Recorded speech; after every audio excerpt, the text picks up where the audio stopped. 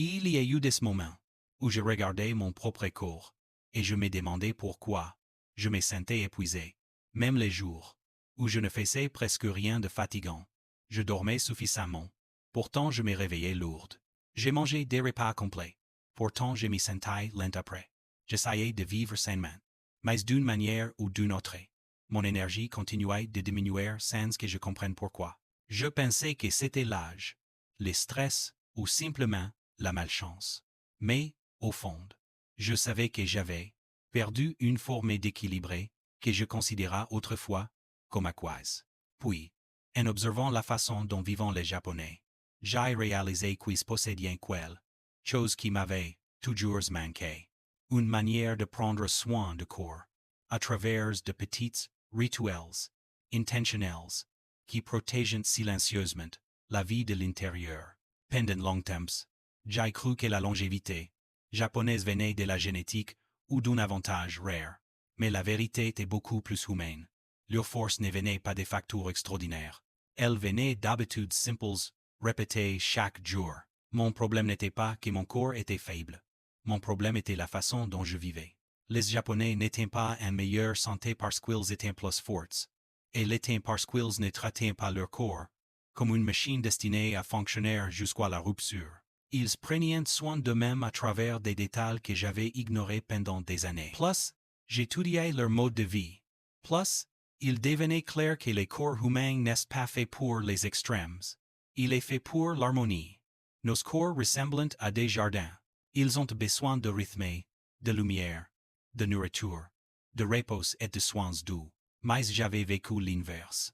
Des repas lourds, des emplois du temps précipités, une surstimulation, peu de récupération. Avec le temps, mon corps ne cesse pas effondré brutalement. Il cesse simplement érodé silencieusement. Le système nerveux ne peut pas supporter une pression constante. Les hormones du stress, stockés trop longtemps, perturbent les hormones, affaiblissant l'immunité et accélèrent le vieillissement. Mais les Japonais craignent des espaces de respiration pour leur corps. Ils mangent légèrement. Ils bougent doucement. Ils honorent la lenteur. Ils accordent du silence. Ils se reposent avant que l'épuisement n'arrive. Pour eux, la santé n'est pas un combat. C'est une relation. Leur longévité vient de l'harmonie, pas de la force. Une fois que j'ai compris cela, tout a changé.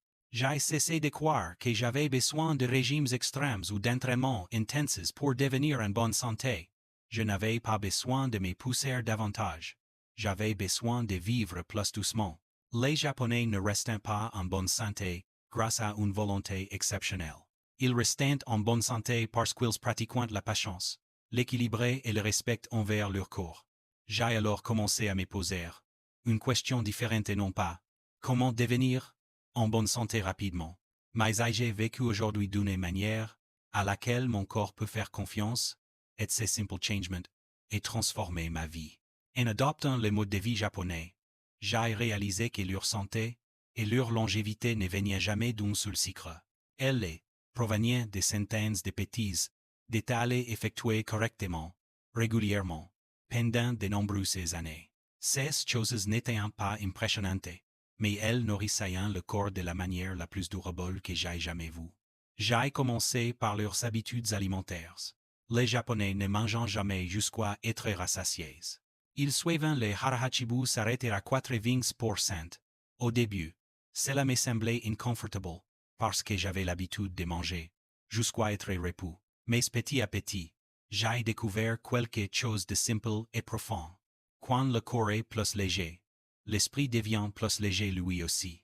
Je ne me sentais plus lourd, ni somnolente, ni submergé après les repas. Puis j'ai compris pourquoi, et les évitant les aliments, frites non pas, parce qu'ils n'aiment pas ça, mais parce qu'ils comprennent les dommages silencieux que cela provoque. Je mangeais souvent frites par habitude, sans penser à ce que cela causait à mon corps.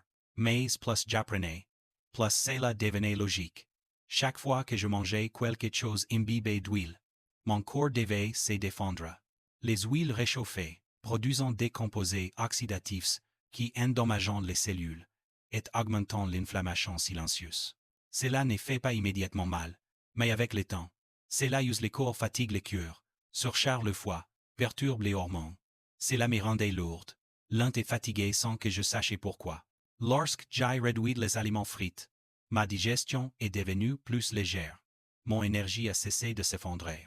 Je les ai remplacés, parce que les Japonais choisissent naturellement des légumes bouillis, du poisson grillé, une soupe miso chaude et toastée assez de riz. Ce n'était pas un régime. C'était une façon de manger qui permettait à mon corps de respirer. Mais le mode de vie japonais va au-delà de la nourriture. Ils bougent selon un rythme que je n'avais jamais connu. Ils ne se précipitent pas. Ils ne forcent pas leur corps à travers le chaos.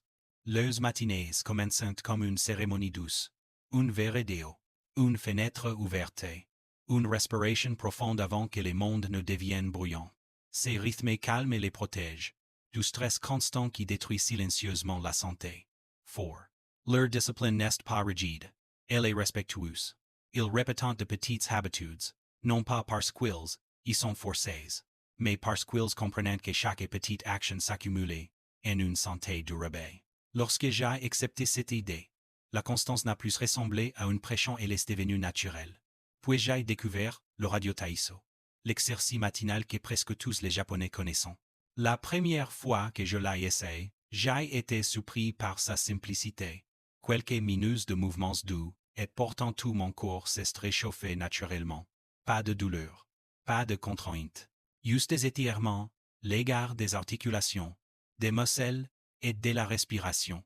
Soudain, j'ai compris pourquoi les enfants, les adultes et les personnes âgées les pratiquent. Ils ne cherchent pas à vous rendre fort immédiatement.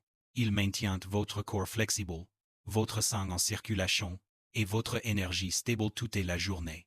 J'ai aussi commencé à pratiquer les étirements matinaux, lents que de nombreux Japonais font.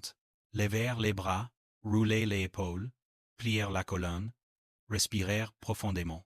Des mouvements qui semblaient insignifiants mais qui libéraient la tension accumulée pendant la nuit.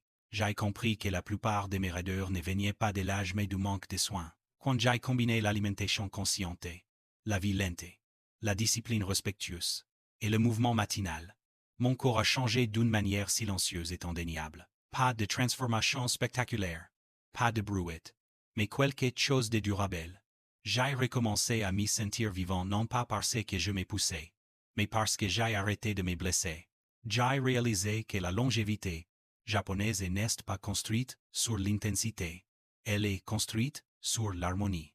Et quand j'ai commencé à traiter mon corps avec la même patience et douceur, il m'a rendu quelque chose que je croyais avoir perdu. L'énergie naturelle, la clarté, est une sensation de légèreté intérieure. Je faisais autrefois des erreurs qui épuisaient ma santé sans que je m'en rende compte. Je croyais que les entraînements intenses étaient la clé de la force, alors qu'ils m'amenaient souvent à l'épuisement.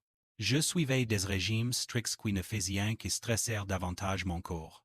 Et j'attendais toujours que quelque chose fasse mal avant de commencer à m'en préoccuper. J'allais plus vite que mon rythme naturel. Et quand ma santé déclinait, je blâmais tout sauf ma manière de vivre. Aujourd'hui je comprends. La santé ne m'abandonne pas. C'est moi qui l'abandonne en première. Si ton corps se sent faible ou fatigué, cela ne signifie pas que tu échoues. Cela signifie que tu apprennes à vivre d'une façon qui respecte ton véritable rythme.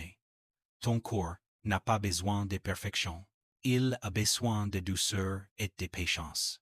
Un repas plus léger, une matinée plus lente, quelques minutes d'étirement c'est petits, gestes sont plus puissants que tu ne les crois.